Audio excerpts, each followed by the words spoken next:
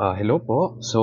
Mabilis ang turo lang po tayo 'no, sa kung paano ba mag-upload ng 2307 sa EAFS o yung mga tax credit po natin kung madami tayong files, mga gano'n, na i-a-upload. So, ganito lang po siya. So, click lang muna natin yung fourth quarter, kung ano man yung i-a-upload natin ng mga 2307, then December, then yung 2025. So kung mapapansin niyo, nandito yung required na file name, 'no, para dun sa 2307 natin. So kung itong XX po dito, hindi po 'yan tumutukoy sa kung ilan yung laman ng PDF po natin, 'no. 'Yan ay tumutukoy sa kung ilang PDF ng 2307 ang meron tayo. So yun po. So kung meron tayong let's say 5,000 na 2307, then hinati natin yung 5,000 na yun into 5 na files na PDF, then yung bawat isa po sa kanila is papalitan natin sa kung ilan yung pang-ilan siya, yun po 'no. So kung yung file 1 natin is 1, i-zero 1 mo 'tong XX dito. So para mas maintindihan po natin, ganito po siya gawin. So yun, una is gagawin po natin ay palitan po muna natin yung mga file name po nung mga files po natin 'no, nung mga PDF 'no, sa base dito sa, nakalagay dito,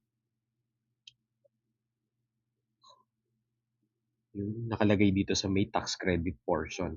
So 'yan, palitan muna natin yung mga file name. So once na mapalitan niyo na, saka po na tayo mag-attach dito sa may tax credits. So 'yan. So i-click po natin itong choose, then ito na po siya, yung mga i-a-attach natin.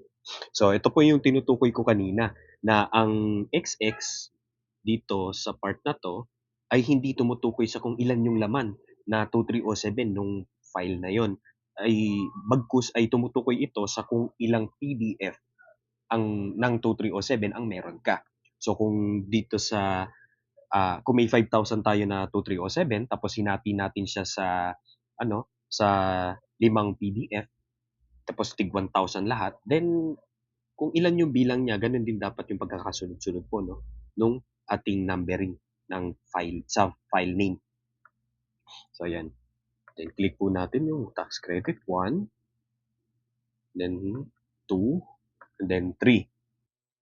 Then para naman po dun sa dalawang matitira, magre-resubmit na lang po tayo ng panibago. Isa-submit na po na muna natin 'tong tatlo, and then once na masubmit na natin, then may email confirmation, then print yun, then yun yung i-a-attach natin para dito sa tatlo na ano 'no, na-submit na natin. Then once na ano na, nag-okey na 'yan, saka tayo magre-re-upload para naman dun sa mga natirang dalawa pa na na files natin, yun po. 'Yan. So, much better siguro maglagay na lang din po tayo ng remarks na para may palatandaan tayo kung ano yung mga na-upload natin 'no, na files 'no. So, like say for instance, yung tax credit 1, para 'to sa mga 1 to 1,000 na ano niyo, 1 to 1,000 niyo na 2307 dun sa list niyo. Then dun sa pangalawa is sa tax credit 2 from 2 to 2,000, mga gano'n. Kasi, once kasi na ma-submit po natin 'to, hindi na natin makikita kung ano yung na-upload natin 'no. Nakikita lang natin na may na-upload tayo, pero hindi natin makikita kung ano yung in-upload natin na yun, kung ano yung laman nung file na yun. So yun po. Ngayon kung may katanungan po kayo, i-comment niyo na lang po 'no, dito sa ating comment section. Then take note niyo po pala 'no, na yung yung files po natin is dapat hindi siya lalagpas dito sa size limit na 4.8 gig 'no. So kasi kung lumagpas diyan, hindi po natin ma-upload diyan. Kailangan nating ihati na lang, ilagay na lang sa ibang files, 'yun.